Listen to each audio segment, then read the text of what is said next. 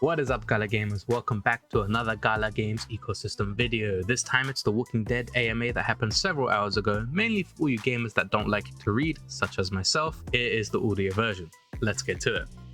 So I'm gonna leave the AMA playing in the background. I've also sped it up so you guys can visualize some of the things I am talking about. Before we start, you know what to do. Smash that like button, hit that subscribe button, and turn on that notification bell, because it's easier to support me as a content creator. Also, if you plan to buy anything from the Gala Game shop, make sure to use my code Smilinmonster.com/Gala Games, because they give me a little bit of cut of anything you purchase. Now let's move on to the details that you need to know for the recent Walking Dead AMA that just happened several hours ago. The first thing is the base building experience has been vastly improved. The grids are now smoother, making it easier to see where you can place your objects, where you can construct things, and your area of influence on your HQ. Also, when you level up your headquarters, the levels will no longer reset, in the sense that once you go from common to uncommon, which is 10 levels, when you place that uncommon on uncommon land, it will no longer reset back to level 1. It will stay at level 10. So you keep your progression as you're leveling up, which is a good change, but I do miss the ability to farm my walkers from level 1, but I'd rather save time on resources and the level grind, because you can just farm walkers by going out into the city centers and murdering a mass load of walkers. Next up, we have important news that everybody has been asking for is when is the next playtest? So in the AMA, they have said the next playtest will be in November. It will either be early or mid-November. They haven't said the duration of the playtest, but I'm guessing it's going to be either 1 or 2 weeks like standard playtests for The Walking Dead. Hopefully it's no shorter than that, like the 3 to 4 day ones, because they are no fun. You can't progress and explore the game as much as you would like. Next up, they have added 38 new weapons in the game, along with several traps and other armor pieces, and the upgrading process is now noticeable. For when they said you start with like a club as the blunt weapon, as the beginning blunt weapon, then you can upgrade to a bat, then a spiked bat, then a spiked change bat, and for like crossbow it'd be like crossbow, then compost bow, then like normal bow, shotguns, handguns. There's a variety of different weapons, as you can see in the background, and they are working on adding more, as well as other types of weapons that you can use as traps. Like you can place a bear trap, and later on when we talk about your spare heroes, you can get them to rearm them traps. Next up, they did talk about the 3 coin economy in The Walking Dead, and that will be scrap, gold, and dead coin. So now to perform an action, you will need something called scrap, and scrap will be obtainable through like loot containers, killing walkers, just generally in the game.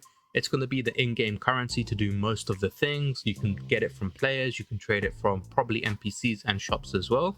But scrap will be the currency that is used to craft and pretty much do any of the basic things in the Walking Dead empires. Next, we move on to gold. Gold will be the hard currency. When you have a premium account, it will be used to perform actions in games such as buying cosmetics, buying scrap, a bunch of other things. It's going to be like the VIP or the subscription or the premium of the game. So my guess is that this will be a mobile game, and in the AMA they did say in-app purchases. So I'm guessing the mobile version is being worked on as well as the PC version, and when it launches, the cash shop might be available before the actual mobile version. I don't know how that's going to work, if that is a thing, or the mobile version will be available on launch. We'll see how that works. But finally, the third coin is dead coin. Now, dead coin will be used as the in-game token and what you will be earning and rewarded while playing the game. It can be used similar to gold, where you can purchase cosmetics and a vast majority of other things.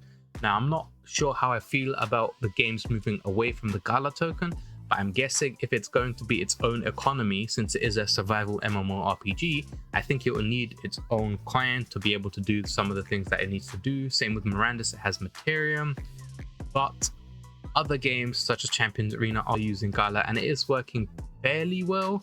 We'll see how it goes and how they plan to test all the different features and different economy models. But I am interested to see how this 3 economy coin system works. Next up, we have several iconic walkers and characters will be added to the game. I'm guessing there'll be hero card packs, number 2 going on sale closer to launch.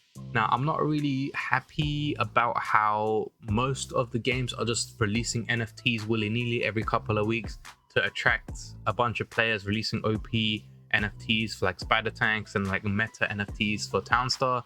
I get it, you guys want to make money, you need to constantly add things to generate revenue, but hopefully for The Walking Dead, the hero card pack number 2 isn't a meta changer in terms of like those heroes have the best 2 talent trees or skill trees, and hopefully they don't go on the line of just doing the same where like every 2-3 weeks they're releasing NFTs that can be used in the game that give you a boost. Prefer it like the superior way where the NFTs give you extra multipliers like extra XP, extra pay for convenience, you could say. Now on the walker side, there will be new walkers and new status effects. As you can see in a little while, there will be a radioactive walker which has an AoE around it, an AoE sphere around it, and when you stand in that sphere you get dealt a bunch of radioactive damage.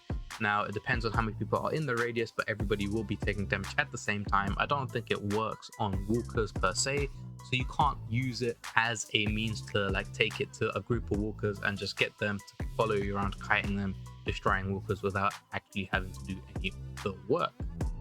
Next up, we have skill trees will take time to balance. They will balance them over the next few playtests and when they go live, using extra analytics they get when they go live and the community feedback.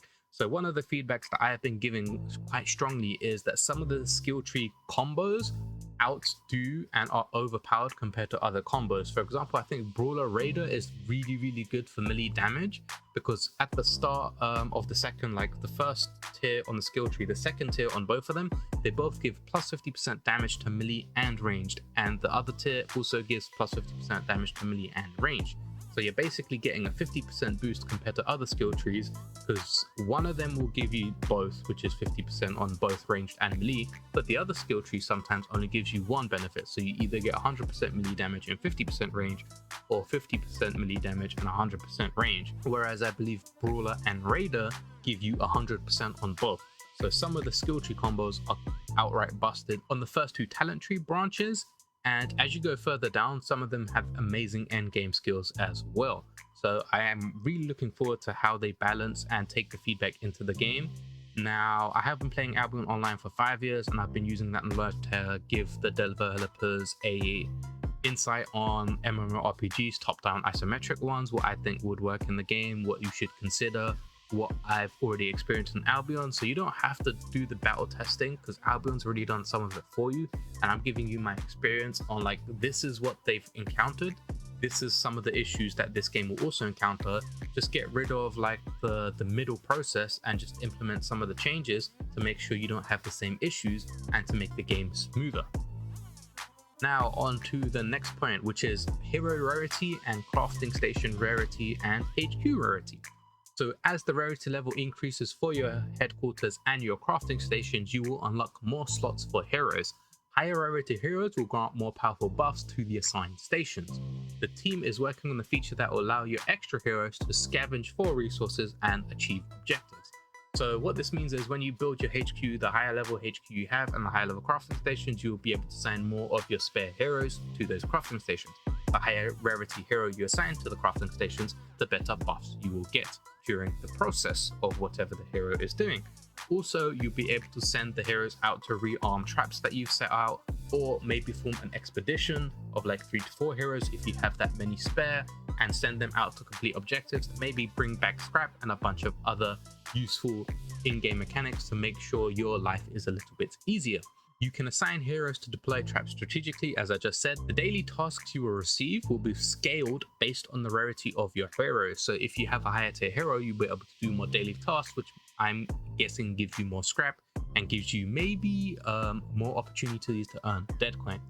You will also earn more renown based on the rarity of your heroes. So if you want to climb leaderboards, having a higher rarity hero is a must, because then you'll be able to get the multiplier to earn more renown with the higher level heroes. So if you guys don't know, there is a mysterious box currently on sale. The Diamond Mystery Box is the one you want to look into, because it gives you a chance of getting an ancient hero or a legendary hero, as well as 32,000 Gala. If you do plan to buy one of those boxes, as I said before, please make sure you use the link in the description or in the comment section, which is smilinmonster.com/Gala Games, because they give me a little bit of a cut if you do buy anything in the store. Next up, we have, in the next couple of months, you will be able to bridge your Walking Dead NFTs over from Ethereum to Gala chain and merge them. 3 heroes are needed of the same type to make the next rarity hero. So basically, if you have 3 uncommon Morgans and you want to make a rare Morgan, you need to have 3 of them, and then you can get rid of all 3 and then you'll be given a rare Morgan. Now, later on, they did discuss how things will work when you're blending and using and merging heroes, but we'll get into that when that time comes. Next up, empires represent alliances of alliances, and they're a development in progress with a focus on alliances first, then they'll focus on empires. Alliances are basically like the guilds in the game, but currently the alliance accommodates up to 20 players, and I think that is very small. But I think the way they're doing it is they want to have a bunch of small like 20 like groups, and then you can come together as a guild like you normally do in most games, which is like 300 people, and that would be called the empire. And then the empire will be able to do a bunch of other things. Now, in the future, empires will have structured hierarchies featuring a leader and members who pledge their allegiance to that leader. So you basically have one full guild of 20 members, which will be like your core team, or like the best PvPers or the best raiders, whatever you want to say. And then all the other alliances from the same guild will pledge their allegiance to that guild, and that will be the head of the empire. Next, they will have a shop feature in the next playtest or in the coming playtests. To access it, you simply have to interact with the shopkeeper in-game. The shop offers will be refreshed and is tailored to each player's instance. So basically, you will get a unique version of the shop. It won't be the same as other players, it will be instanced and it will be unique to you. So you could probably find a katana in the shop, but at the same time, your friend will probably find a compact crossbow or a compact bow. So it is a good idea to check with your maybe guildmates or your party to see what they get and if you want to trade items with them. Next up, exciting news for the next playtest that is in November. Dungeons are on the horizon.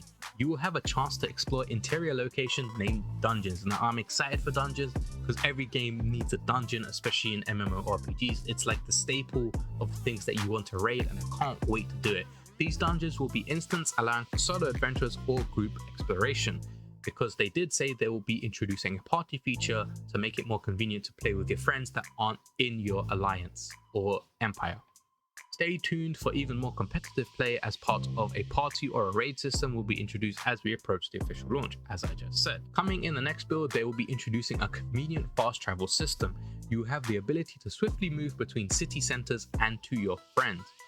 This was a main concern for most of the people, because sometimes they'd spawn on like 31M and then like 31A, and to be able to play together you had to merge, like you had to travel a lot of the game, which could take half an hour, and that could kill some of your enjoyment. Now they will be making it easier for having a fast travel system. Additionally, get ready for the exciting add-on on in-game vehicles, currently a work in progress. They did mention that there is no plans of a mobile RV van right now, but if the community pushes hard enough, that could be a thing where you could have a mobile vehicle as a base. That is interesting. I will be looking forward to how they manage that. Next up, walkers now interact with physics. They ragdoll all over the screen. So in the playtest, in the AMA, you'll see in a bit, or later on if you watch it yourself, they set up a bunch of walkers and they start fighting, and when they explode, the walkers actually fly towards the screen and all over the place, which is amazing. It adds more immersive gameplay, and it is just funny to see things being blown all over the screen. Next, when you merge 3 heroes, the accumulated experience will now be retained. This makes a shift from the previous statement, which had indicated that the experience will be reset back to 1. So they want you to feel the progression. They don't want you to feel like it's a bottleneck when you combine heroes, and you don't have to do it all in one go. You can do it as you progress and as you accumulate heroes. So the experience will be retained for one of the new heroes, but I don't know majority of the details. It's still a work in progress. They are thinking of how to make it smooth for the player base. Next, exciting plans are in the works for War and Siege events full PvP. The team is hard at work fine-tuning all these event details to ensure an epic experience. Stay tuned for more updates. Now, from an Albion Online perspective, this could be seen as like castle outposts or basically castle sieges, and I would love something like this. I would also like if there's a battleground that, like normal battlegrounds on the map are red, if they have like a crimson or like a dark red or just like a black square battleground, that means it's full loot PvP. So as soon as you enter, anything in that battleground is basically full loot, and you can kill other players and participate on like one-on-one combat to get all their gear instead of just the stackable items that are dropped and the equipment is saved and you lose durability like normal. I am a fan of full loop PvP, and hopefully The Walking Dead does some events like that where people that want to participate in the events can like turn on a PvP flag and they can participate in the event. Some people don't like PvP and some people just like the base building and gathering survival aspect of the game, which is completely fine. I also do enjoy that, but sometimes I need to scratch that PvP itch. So that was the summary of the most important parts of The Walking Dead AMA. I'm excited for several features that are coming to the game in the next playtest in November, but there's several questions that are still unanswered, so I'll be looking forward to next month when they said the next AMA will be scheduled. This AMA was roughly an hour long and I've summarized it into maybe like a 10-15 minute video. I've just saved you half an hour, so use that half an hour to play some other Gala games. As always guys, don't forget to check out my other videos. They'll be in the top right here in the form of cards. You just have to click on them and it'll take you to the ones I recommend. Champions Arena has been my focus recently, but when The Walking Dead AMA does come out, I'll be switching shifts to that and Champions Arena. Superior is currently on hold because I'm waiting for the new update where it goes live and it incorporates some of the features of Phase 1 and Phase 2. Also, if you want to stay updated with announcements from the Gala Games ecosystem, then follow my Twitter account. I post them as soon as they come out or when I wake up from being asleep. Well, now it's called X, so follow my X account. Next up, if you want to talk one-on-one, you can hop into my Discord. Whenever I'm free, I'll answer the questions that you post, and then we can have like a 20-minute conversation that you can't do some conversations in the Gala Game Discord, which is where I normally hang out. That's pretty much for the AMA audio summary. As always guys, thank you guys for watching, and I'll see you in the next Gala Games video.